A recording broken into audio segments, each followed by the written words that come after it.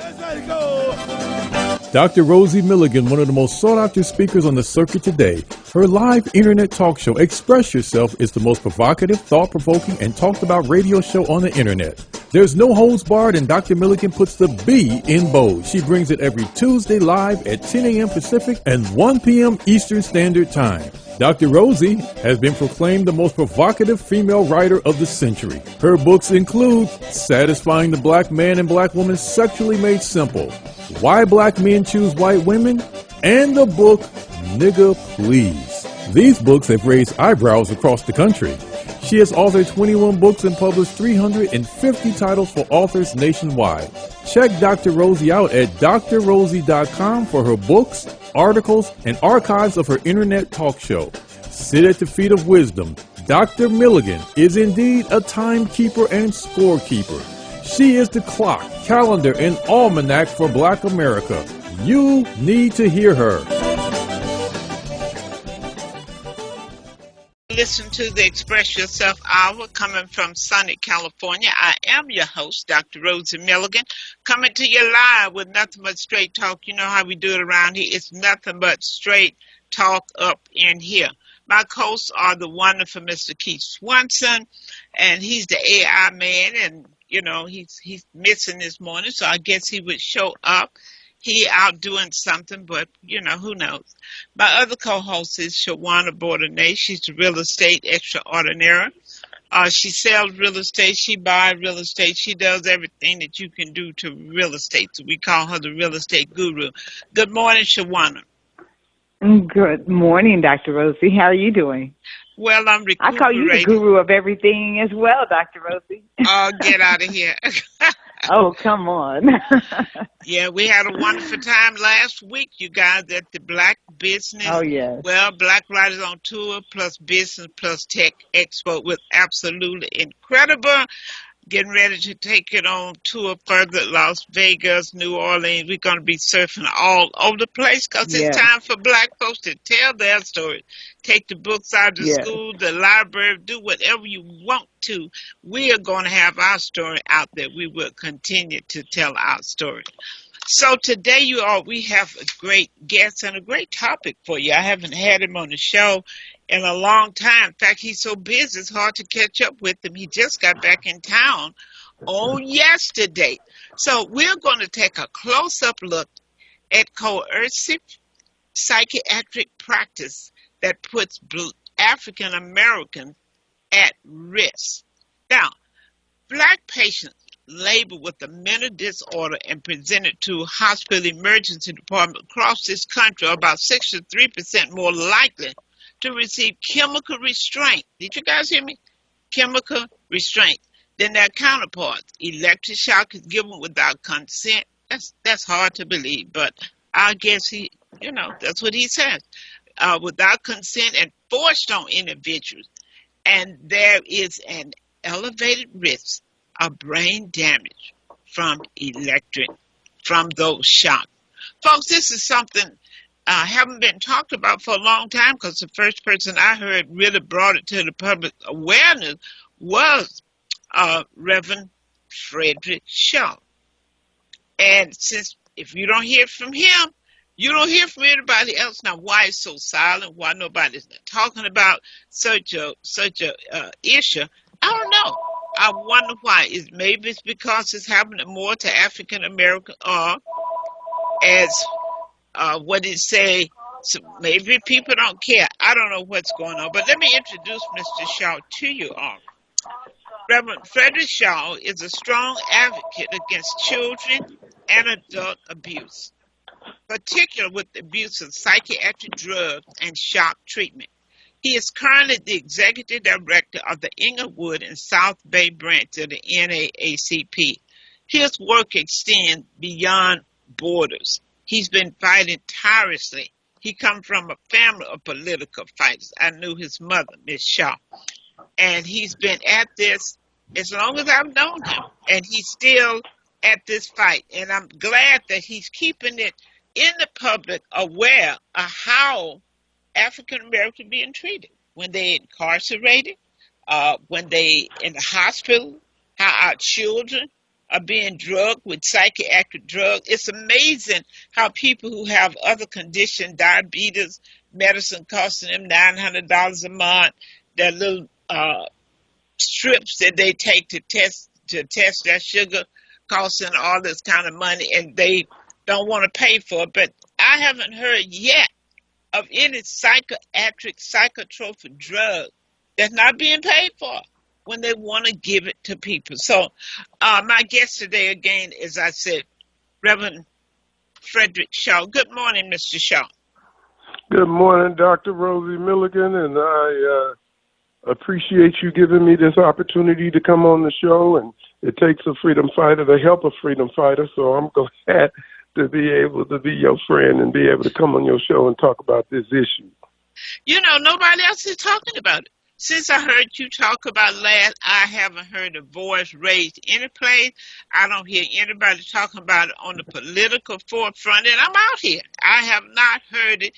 It is as if it's so silent, as if it doesn't exist. So I'm trying to figure out, why isn't this something this detrimental at the forefront? Why isn't there some political law, something issue? Why is it not on the floor of the Senate? So talk to me. Why is this swept under the rug? Well, you're looking at the power of the pharmaceutical companies and the American Psychiatric Association, and these two forces work together. The American Psychiatric Association, they are the ones that come up and write the prescriptions. And then the pharmaceutical companies, they receive the funding that you give when you pay for that prescription.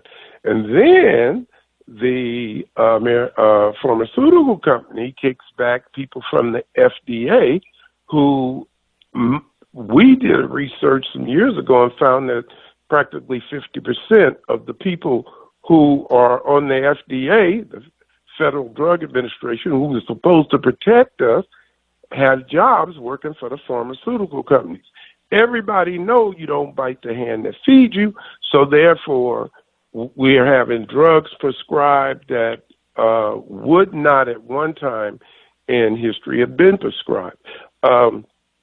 For example, if you look at your commercials, the side effects that they talk about are so horrendous.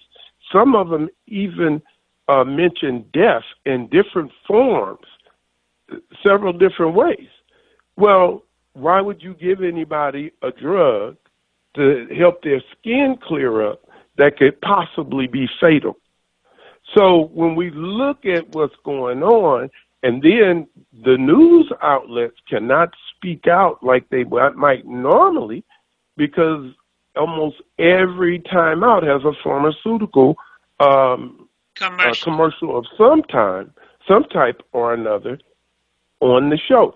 So if the pharmaceuticals withdrew their money, the devastation to the network, would be devastating. So then they wouldn't, they don't speak out. They might mention a little something here and there, but they don't speak out. They don't have the courage.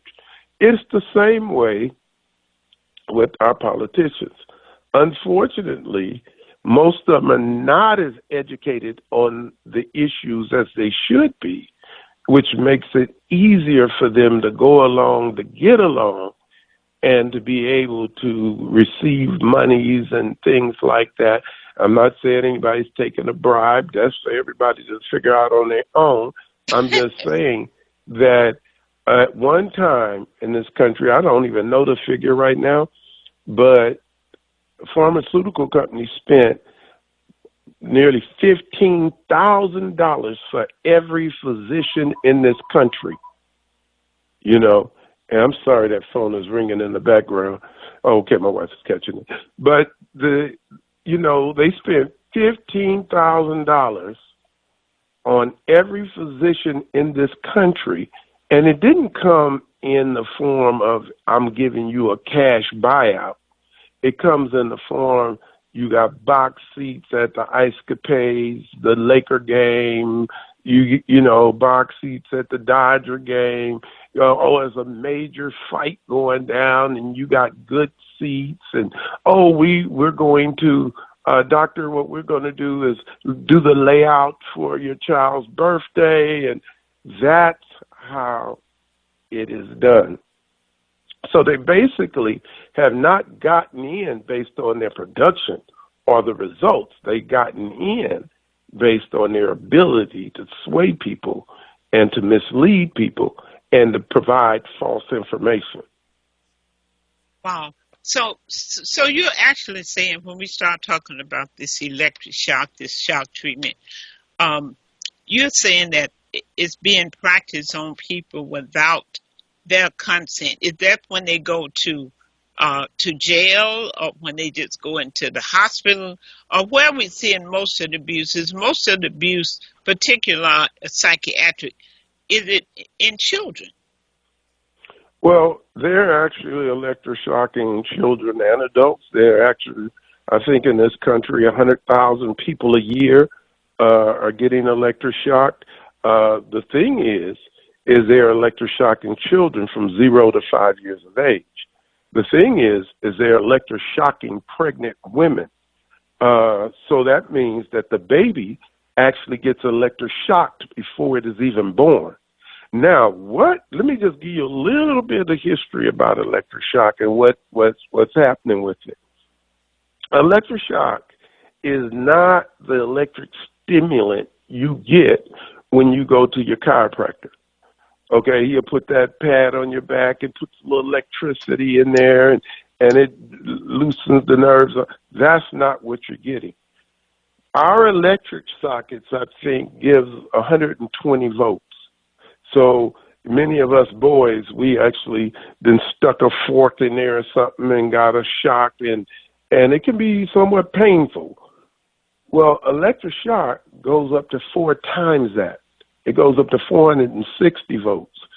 The electroshock goes up until it causes a grand mal seizure, which can be brain damaging in itself.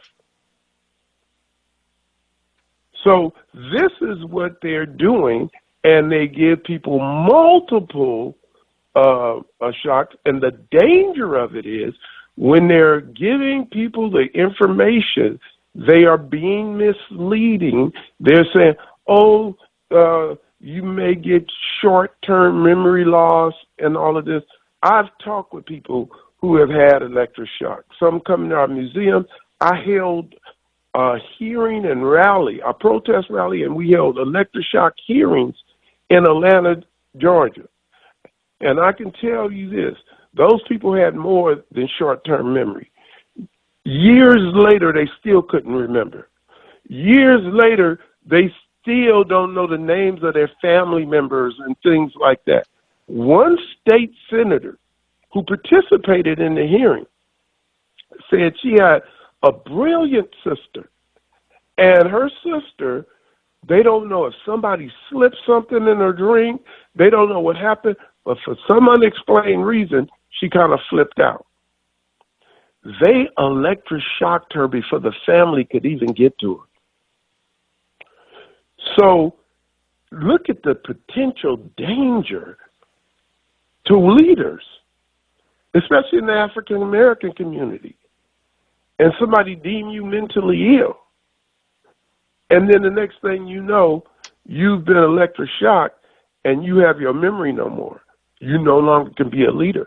Ernest Hemingway, the great writer, called him out on it and talked about what was the benefit of electroshocking me and making me lose the way I make my money.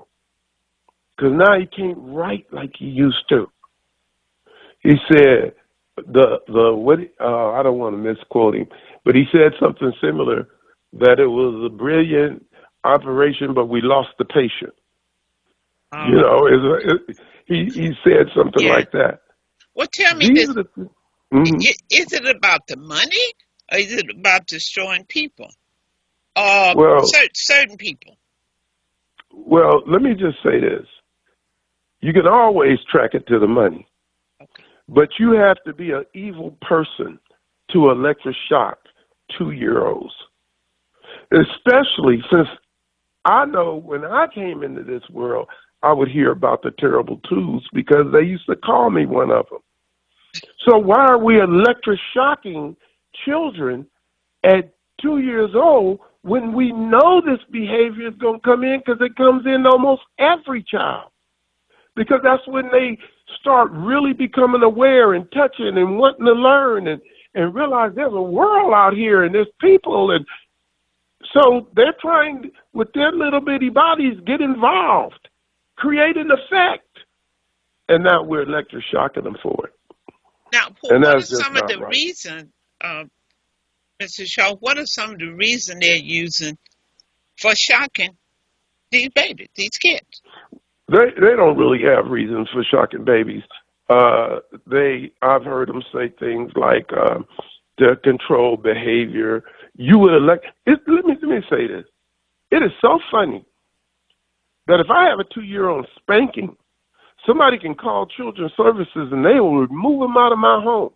Mm-hmm. But at that same age, he can be in a psychiatric facility, and I don't know why a kid would be in a psychiatric facility, or a parent would take their kid to get electroshock other than believing what they believe is the authority.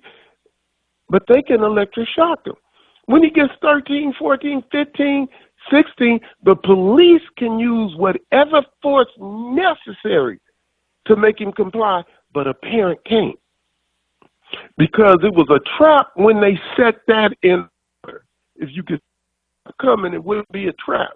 What they did is they in the name of help, we're going to protect kids. They made it to where parents could not chastise their children. When you can't chastise children, they run amok. And then if you can't spank them or use the discipline you want, if the kid won't comply, now you find yourself having to turn them over to mental health. And mental health doesn't really get a product. Plus, they are drugging. We talk about electroshock, but the drugs. I accuse the top psychiatrist in Los Angeles County in drugging children in less than 7 minutes evaluation, and he said, yeah, I know. 7 minutes, and you're drugging a kid? Putting them all in one category. Go ahead. Huh? Go ahead. I just want to say this real quick. There have been kids that have been put on drugs. A kid has lived with his mother, a father, parents. Something happened, they take the kid from the home. The psychiatrist, in all of his brilliance, walks up to this little 3-year-old, 4-year-old, 5-year-old, and say, "Are you sad?" And the kid say, "Yeah." "Do you feel like killing yourself?" And the kid, thinking that will get mommy there, says yes. Now we're going to drug him. But if they took us from our environment right now, put us somewhere where we don't know where we are, where we can't communicate with nobody we know, how long would it take us to be depressed? Absolutely. So why wouldn't we think a child would... This is the brilliance of people who are supposed to be experts in the art of living and experts in knowing how to deal with the mind. They have no clue. That leads me, Mrs. Shaw. When we start talking about things like this have to bring me back to what happened in a world where racism is running rampant.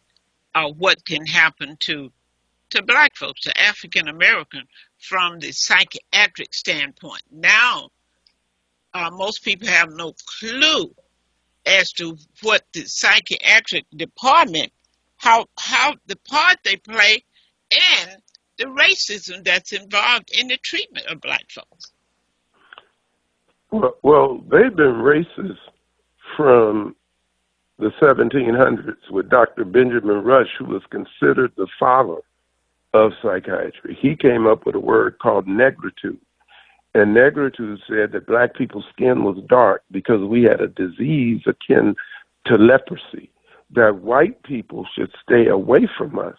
And the only way to know if we were cured or sane is if we turned white. Now, unfortunately, there's really no more science to it today than he had then. In slavery, Dr. Samuel Cartwright came up with a word called drapetomania. Drapetomania meant basically runaway slave. And if you ran away as a slave, they decided you were crazy. They didn't take into conditions that they could sell your wife on the auction block or call her out of your cabin and sleep with her whenever they wanted to, pass her around to friends. They could sell your children. They could maim you as a male, rape you as a male. But if you tried to escape from those conditions, you were mentally ill. The signs of mental illness were talking back, disobedience, laziness, unwilling to work. Those were signs of mental illness.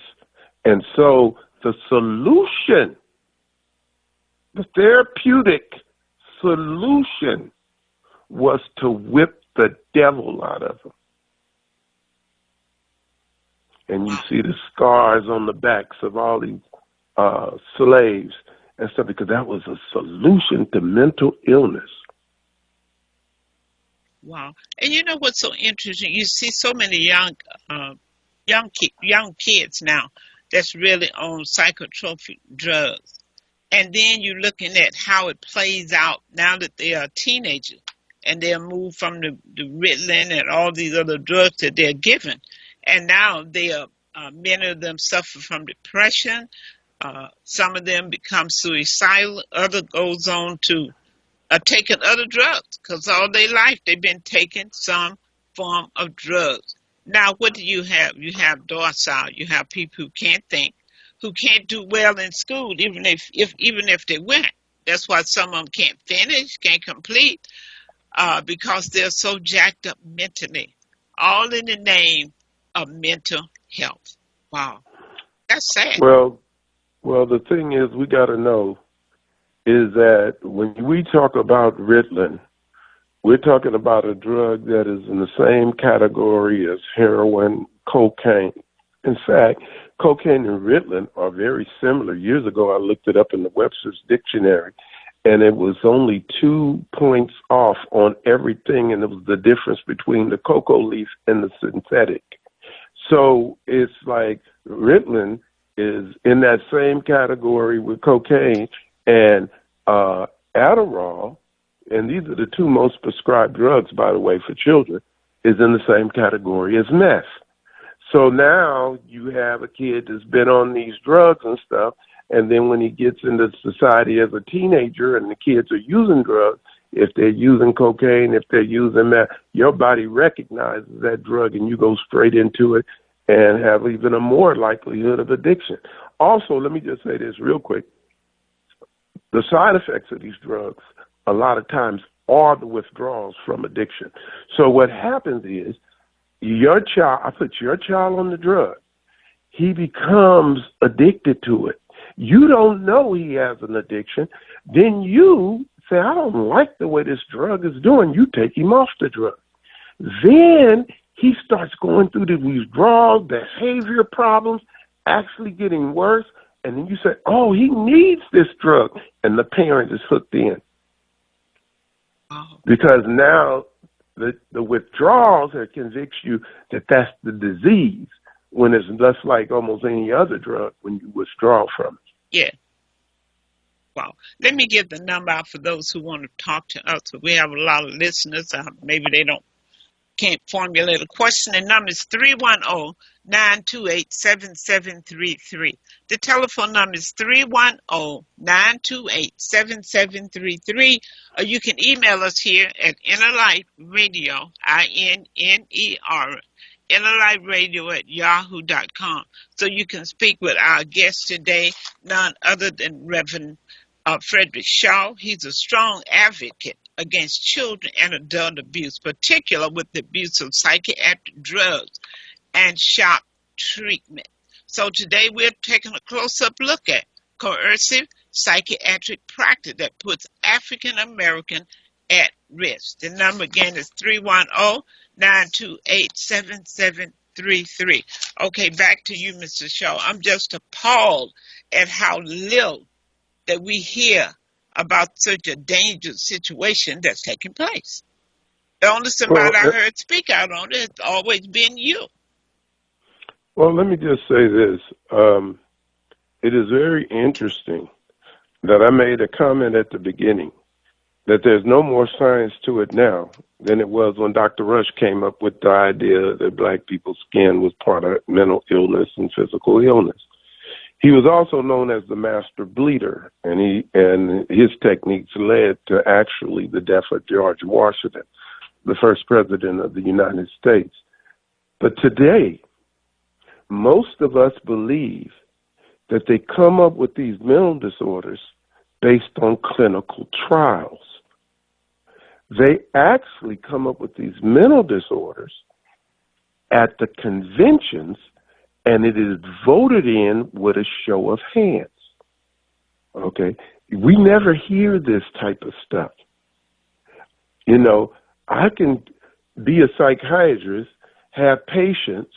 Some of my patients could wear glasses, and then I can say, I've noticed that my patients that wear glasses seem to have a different personality with them on than when they have them off. And it seems like something is hidden behind the glasses with them, and I think it is Clark Kent, Kyra Kent syndrome. And somebody else can say, I have seen something similar in my practices. And then before it's over, you vote it in.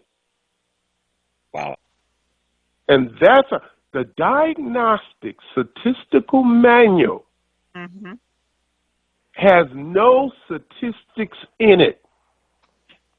So why does it have that name? Because it is misleading. And it's to make you think scientific. When you open it up, you see numbers and statistics come, oh, okay, those are billing codes so they can get paid. It has nothing to do with statistics. Wow. It's hard for people to even believe this. Because why? The president puts mental health in almost every order that he signs. He puts money for mental health. So mental health has all this money and still claiming they don't have enough.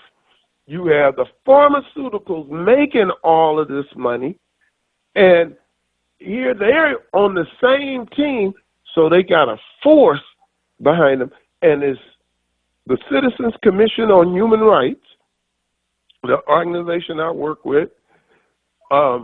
It is that organization that is fighting it worldwide, and there are a few other groups out there too, and most of them work with us, and we have 200 and some chapters around the world,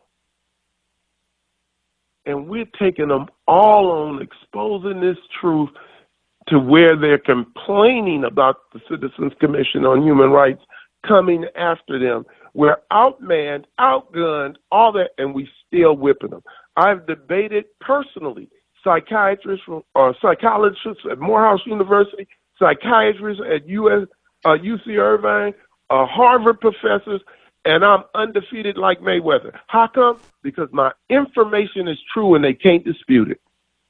They can lie about it, but they can't dispute it. Wow. Mr. Shaw, there's someone that they have a comment to make. So go ahead. Greetings, Dr. Rosie and Reverend Shaw. Hopefully you can hear me. Yes. Okay. Well, I have a comment, which I'm going to try to pose as a question. I'm going to try to be objective, but I'm not sure if I'm going to make it.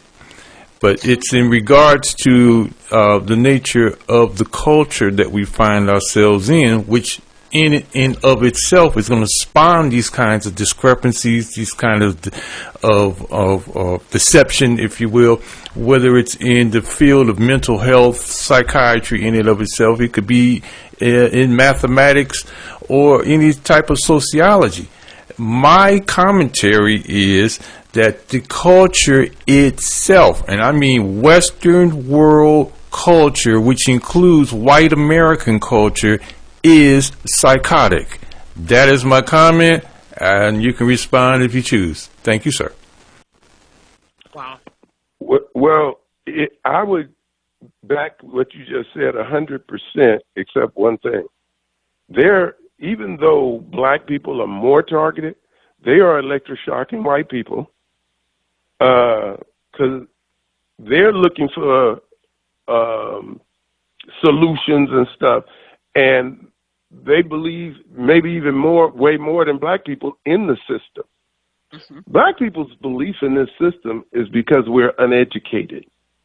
So then you hear things that sound good. You hear things that when our learned people go to the colleges and they get their doctorate degrees and they come back and they share that information with the community, they're believed. But if the information is faulty, mm-hmm.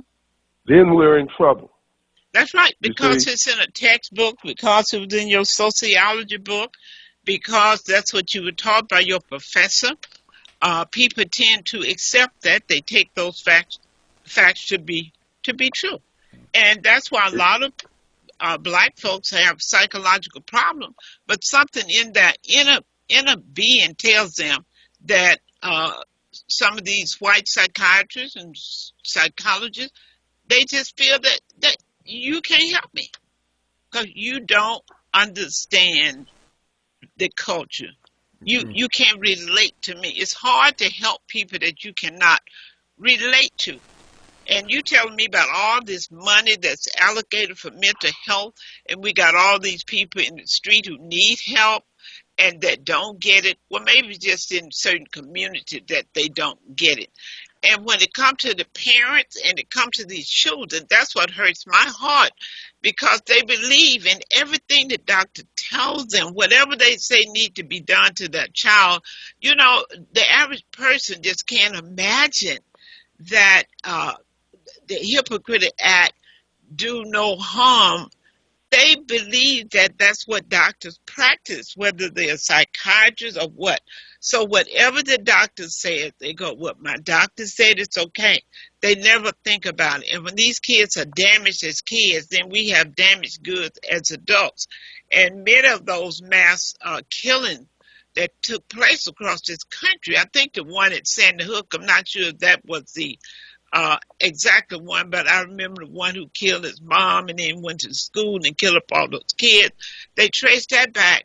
At least 2 or 3 of them have been on drugs, psychiatric prescribed drugs by their doctors. And let me say this about that, what you're saying there. There's a large degree of people who are doing mass shootings that are on these drugs or coming off these drugs. You can run into problems with these psychiatric drugs, either on them or off of them. If you listen to the commercials, I tell people when I debate and when I'm speaking and I'm going up against mental health people, then don't believe me, don't believe the person, believe the commercials. And you will see, can cause suicidal thoughts and actions. Well, let me tell you something. I'm a former Los Angeles sheriff deputy. And if you will commit suicide, you will commit homicide. That is the reason law enforcement officers go to a suicide call with their guns out, because people have a tendency to want to take people with them. So, and don't forget that a suicide is just a homicide done to yourself. That's it. It's a homicide too. It's just done to yourself, so it's a suicide. So I just want people to get this idea.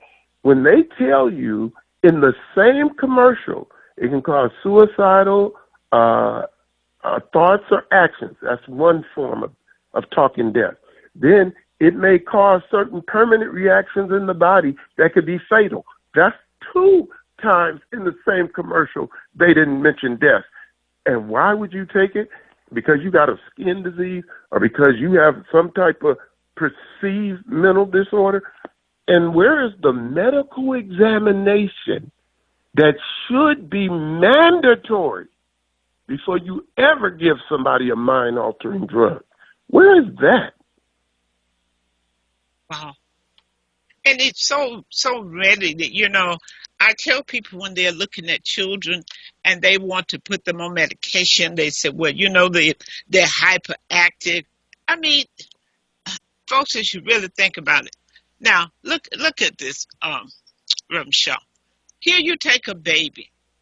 You put them in front of the TV. They're 1 year old. You put them, this becomes their entertainment. Then you move them from there. If they get just a little bit older, you move them to the computer where they're playing games. Look how their mind is being stimulated. There's never a still, dull moment. So they get so conditioned that they have to move their eye movement.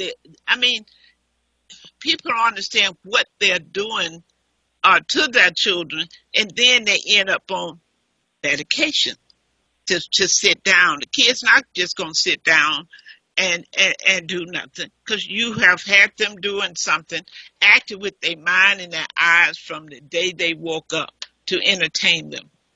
What do you think about that? And now you put them on drugs. Well, So they can't sit down at school. They didn't sit down at home. They watched TV. They were playing games. They were always doing something with their hand. Now they get in this class. They want to do what? Always do something with their hand. They want to move. They've been moving ever since they came out of the womb. Now you want them to sit down because they're 4 years old now and they're in school. What's wrong with that picture? Well, the picture is wrong in the fact that, children have motion and movement. Let me just tell you this. From what I understand, one of our greatest leaders in Black history in this day and time would have been put on psychiatric drugs or put in a mental institution. People don't understand that Martin Luther King, on 2 different occasions, tried to commit suicide as a young person.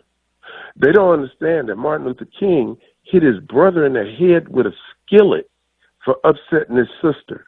That type of behavior now have you in an institution being drugged and receiving all kinds of treatments and stuff.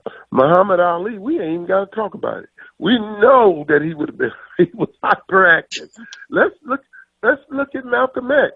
This man was a doggone criminal, drug dealer, all that. The moment he lost his ability to predict and dream to be a lawyer, he became a straight-out criminal. A lot of the stuff that we're looking at is because of hopelessness.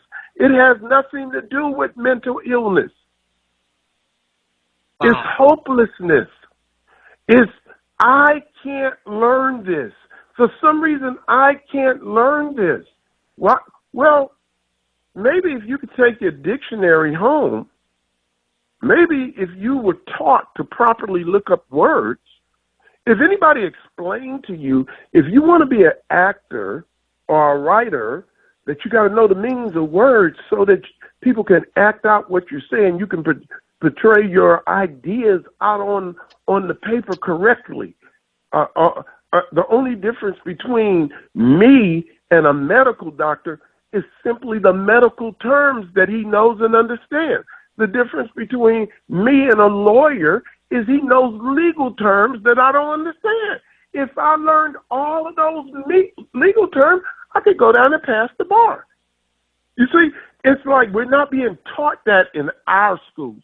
So when you look at African-American kids, if you go into LA Unified School District, Compton School District, probably Inglewood here, all of these places, you will find that the African-American kids are at the bottom of the list. But I got a little boy in my condo complex, who's going to Yale because he went to a school outside of these schools. And now they've accepted him at Yale. They had so many different. So what's the difference in the kids? Where you got your education. What kind of education? His mother graduated from USC, so she had a standard for him, and we've lost the standards, we've lost the ability, and when you give a kid a label, that's it. The parents no longer have to be on them tough. The schools don't have to teach them, and the kids don't have to put forth the effort themselves. Wow. Now you need to repeat that. Say that all over again. When you label a kid, the school now has a reason not to teach him. The parents now go into something's wrong with my child, and they quit enforcing excellence. And then the child, he escapes the burden of having to do all of that homework and learn those lessons and study and stay up at night because he has a learning disability.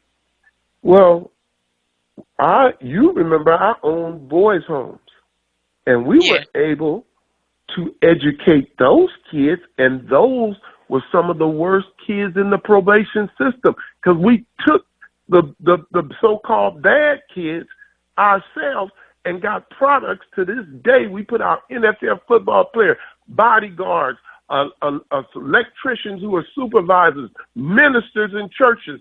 Well, how come we could do that? Because we taught them how to read. They had a study that said that 70% of the people with ADHD, the children, would no longer have it if you gave them a rigorous study program. And the same thing if you made sure they had an effective nutritional diet. You change all of that. Wow. Because, coming up, I certainly, if they had drugs, well, I know my dad wouldn't have gone for that. But you know how they say you're hyperactive? I was always talking. Well, still is, My dad would say to me, he said, if you can be quiet for 5 minutes, I'll give you $5. And folks, back then, that was big money. That was some money. I never got the money. My sister would push me, be quiet. We get that $5. Look what we can do with it. We can go to the store, and at that time, we could have come back with a big bag of stuff, But what I'm saying is, parents are allowing psychiatric theory and treatment to beat out, to rob their children of who they are. And they are so afraid not to go along with the doctors when it comes to putting these kids on medicine, and you start talking about it's hard for them to learn. They have ADD.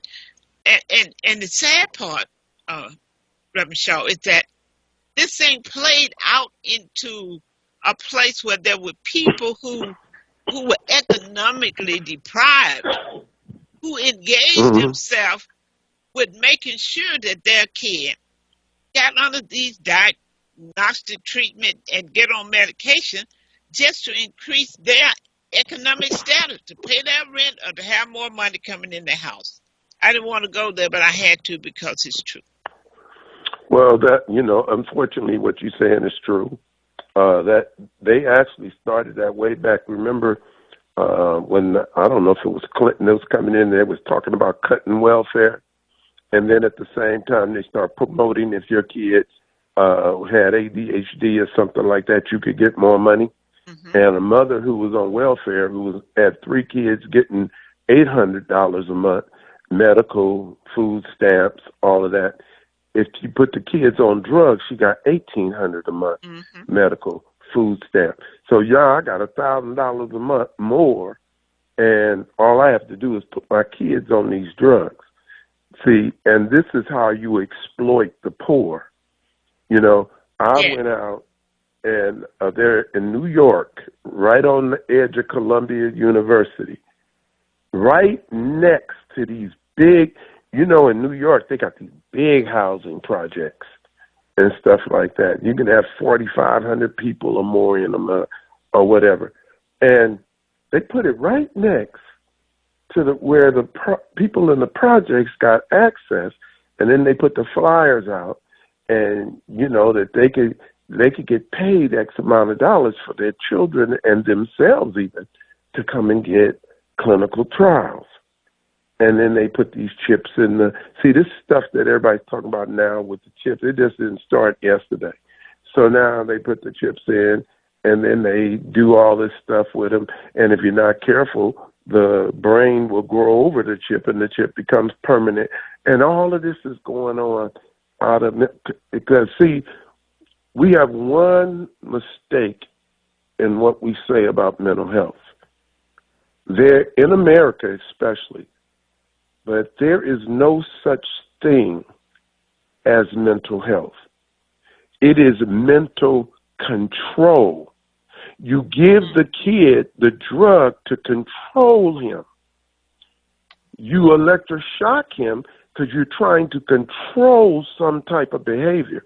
If it was mental health, our kids would think more clear, they would think faster, their IQs would rise. That's what mental health is. It is not where he's a problem, you give him a drug, and now he's quiet, and that's success. No, you killed his spirit. That's what you did. And now he won't even participate in life when he was somebody that was overactive in life. So we have to be very careful of the product because many of our great people may have fit the description of what we have going on here in mental health. Absolutely. Absolutely. Including me, Doc. Including me. I would have been on those drugs and stuff if I was a child like I was then today. And I don't see why people can't reflect back and remember their own lives as it played out and who they are today. But we're so quick, so oriented to medication for everything. Meds to go to sleep, meds to get up, meds to go halfway to sleep. I mean, this country is just inundated with having people on drugs. But the sad part, I think, to start with these children, it's a bigger picture, Shaw, so you got to help me understand. Is this part of depopulation, or is part of making people so docile that they won't rebel against the injustice that's taking place in this country? It's all tied up. It's confusing because it's all tied up in a big bundle. I'm trying to sort it out. Do you want people to be docile? What is it? Same thing with the drugs. Like now, it's okay. People think it's okay if weed is just herbs. I hear the young people just, this is herbs, like what you got in your stove. This is herbs. You understand what I'm saying? And then they go, well, this is legal. Well, tell the people who having you the drug test if it's, I don't know. It's blowing my mind. It's blowing my mind. Well, when Judas asked Jesus, is it me? I'm going to say the same thing to you that Jesus said to him. Thou hast said. It's like you hit it on the head. And it's not just the psychiatric drugs, but they're trying to legalize any drug. If you legalize marijuana, and what makes it medical marijuana is that there's something in it. Because most marijuana smokers will say that this marijuana is more addictive than the marijuana that we had back in the day. So if they're doing that, if they're trying to bring in LSD and magic mushrooms as a cure for mental illness, when it was supposed to be the cause of mental illness. And when I was a sheriff deputy, I arrested people for having magic mushrooms and things like that as hallucinogenic. Now, you tell me how an hallucinogenic is good for me in any way when I got to interact with society, I got to drive down streets, and I can flip out at any time, and then that helps feed the mental institution. And I ran into your family and killed a couple of people, and now you guys are all on medication because you're suffering from depression. It just keeps feeding itself. The monster keeps getting bigger and bigger, and if they can control society, they will. And with this modern technology, we have to wake up as a people. The Citizens Commission on Human Rights, who I am the international spokesperson and the director of public affairs. I've partnered with my NAACP branch. In fact, you know about my branch because we gave you an award for all of the work that you have done and stuff. Absolutely. Yes, you did. I appreciate it too. Yeah, we have to start thinking for ourselves and learning outside of the box. I know it's a little scary because there's so many charlatans out there, but we're not sure that the very people who are treating us now aren't charlatans. So we have to at least be able to see both sides of a coin, and then we can make informed consent. But if you tell me that, oh, you'll have a short-term memory loss for a short amount of time, don't worry about it, it's going to handle this, it's going to handle that, and then I've never been to the Citizens Commission on Human Rights and see what they say about electroshock and the information there, now I only got one side of the coin. And I'm not making a fully informed decision. Right. Are they doing it on people that's incarcerated? Because someone told me they were. I've been told by prisoners, I know they drug them, and I've heard they're doing electroshock on them too, in the prisons. But you know, a mental institution, you have less rights than a person in jail. Yes, like you've given up all your rights. Yeah. It's like you're giving up all your rights because you don't have the capacity, supposedly, to make decision for yourself. So now they can do what they feel is best. But the one thing I want to say about the field of psychiatry, if it was worth its salt, how come everything has gotten worse? The homeless population, since we've been doing all this mass funding, has exploded throughout our whole thing. Now, we had H money that we don't know, we don't hear about. We had HH money, but we don't hear about that. We don't know what happened to it. The governor just passed some more money, and then, you know, with Proposition 1 or whatever it was, the president puts mental health in every budget. Why is everything getting worse? Why are veterans killing themselves at 20 a day? One a day on duty. Why are children killing themselves more now than any other time in history? And why are we having two mass shootings a day? What's going on? It's well, like you create the situation. It's like you create the environment which creates the desire to continue to fund this money down the pipeline of pharmaceutical. I'm almost about to say they about run the world, okay? Well, they have more power and the psychiatric and pharmaceutical. They have more power than anybody I can think of. It's like they have more power than Congress. I mean, it's a money machine, and it's like somebody is afraid to stop that money machine, because I have never heard of anyone saying, I can't afford my psychiatric drugs. I've never heard that, but I heard I can't afford my medicine for high blood pressure. I can't afford to get my strip for diabetes. But these psychiatric drugs, and I'm sure they're very expensive, but when you have something that you can start out with children, think about it, y'all. When you can start out the babies on your drugs, you got it made for your generation and generation to come.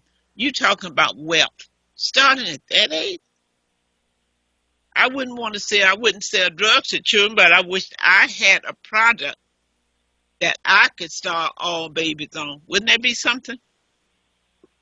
Man, and look at the amount of money that be made on that. And on the backs of the babies, so on the backs of the babies, shocking a baby. Now, no, and who haven't even fully developed, and here you tampering with that nervous system. And what they don't tell you is that electroshock kills the brain cells. Now, if they electroshock me and you, they can alter our behavior and stuff with that, and not for mainly for the better, but they could do that. But when you electroshock a baby, not only do you kill the brain cells that they have, but you have killed the brain cells that would have developed off of those brain cells as they move toward adulthood. So you have basically stunted their growth. If their size gets big or not, you have stopped them mentally. And now you get to treat them for the rest of their life. Wow. Because, see, and this is the wickedness of what we're looking at. I'm going to tell you right now, I'm going to say it again for the second time. Anybody that was electroshocked, 2-3-year-old kids, is a criminal organization. And if we heard any terrorist group were rounding up kids and electroshocking them and stuff, we would be calling for their heads. Mm. But because of psychiatry, we say nothing. And how come the same therapy of 400 and some volts through the brain during war is called torture? And it's against all international treaties of war and stuff. You can't do it, but under the guise of help, you can do it. And this is my whole thing. We have to get them, either they clean up their profession and be able, because really, who do we find that has ever truly benefited? Even in that field, it's the people who got counseling who will tell you, oh, they help me figure, because most of us can counsel a friend. That's what we do all day. Right. But when they come to giving these treatments, and don't forget in our community, we used to get our spiritual help from the church, who now is knuckling under to the mental health people. Wow. And that could be a whole nother topic for us to talk on. Well, you know, I tell you, I just appreciate the fact that you keep this topic in the forefront. And what we want you to walk away, to take away from this show is to empower yourself with knowledge. Read books. Go on Chat GPT and type in questions you want to ask. Do not feel like you're at the mercy of these doctors with your children. I'm not saying don't abide by what they say, but make sure you do your own research. God gave you sense too. You cannot, because a lot of doctors will write you prescriptions, something new come out. They don't even know really how it works, but pharmaceutical, running in there, off, pushing it, leaving it, telling them something about it.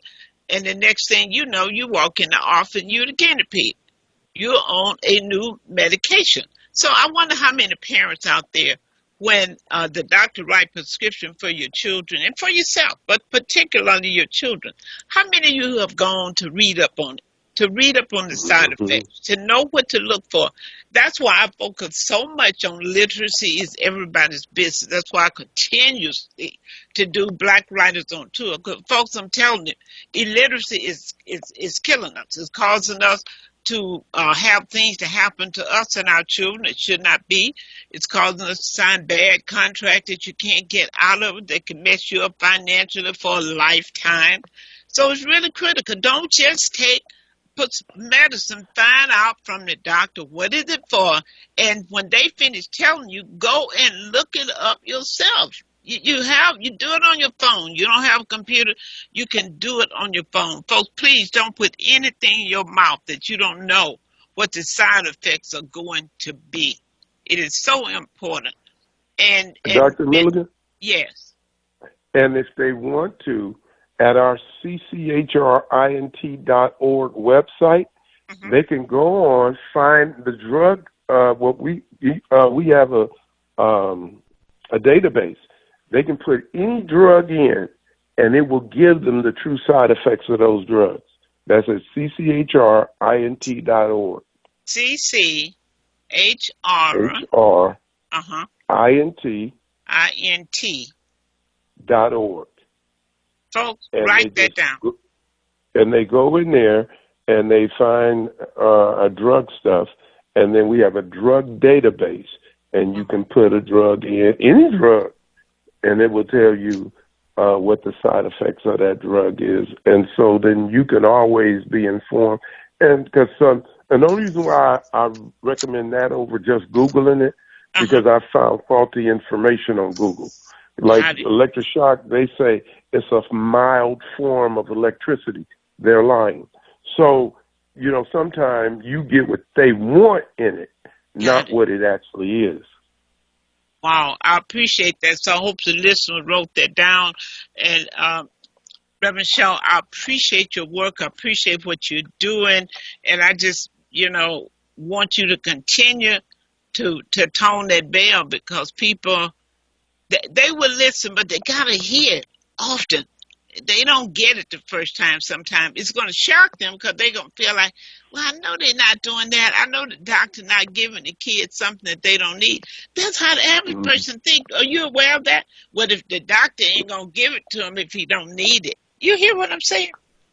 Well, let me just say this. Doctors are very busy. If you notice that they almost, especially if you go, a clinic or whatever, they're on almost like a time limit to get you in, get you out. So they get their information from two places, basically the pharmaceutical rep or the medical journals. The medical journals sometimes are created by the pharmaceutical companies. So the information that they're getting on a drug is from the perspective of the company, not necessarily on what the drug actually does. So they give out the drug, they're getting treated greatly to give out those drugs, and so we can't necessarily trust that. I turned down all type of drugs. Ozempic, the one everybody was talking about, and it's causing lose weight. Now, right now, as they're having commercials for it, there's another commercial talking about if you took this drug and got harmed, and there's a whole list of side effects.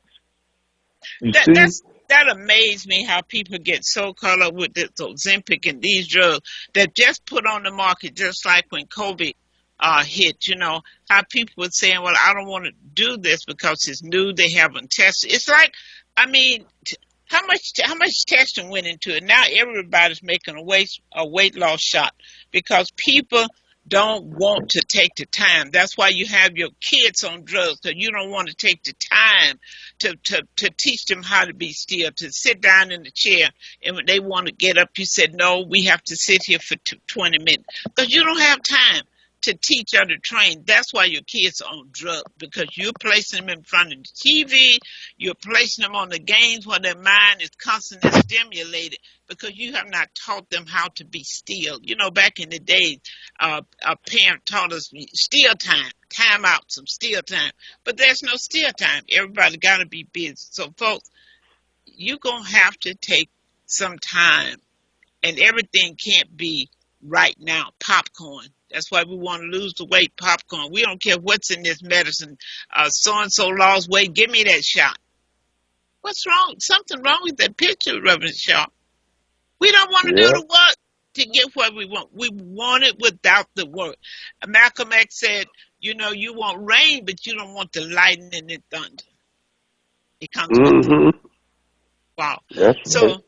Minister Shaw, I thank you so much, and I'm definitely going to have you back, because there's so many topics that we have to delve into. But I appreciate your work, and anything I can do to help what you are doing, you can always call on me if you can catch me. Let me put that to it, if you can catch me. Yeah. Well, I just want to thank you for your work. People don't know that you published my first book, and you have published more Black authors than anybody on planet Earth. And you still do the Writers on Tour, and I'm going to get back with you on that next year and get involved with it. And so God bless you for the outlets that you have provided for artists to be able to express themselves in their work. Thank you so much, and you have a great day. You've been a blessing. Have a great day. Thank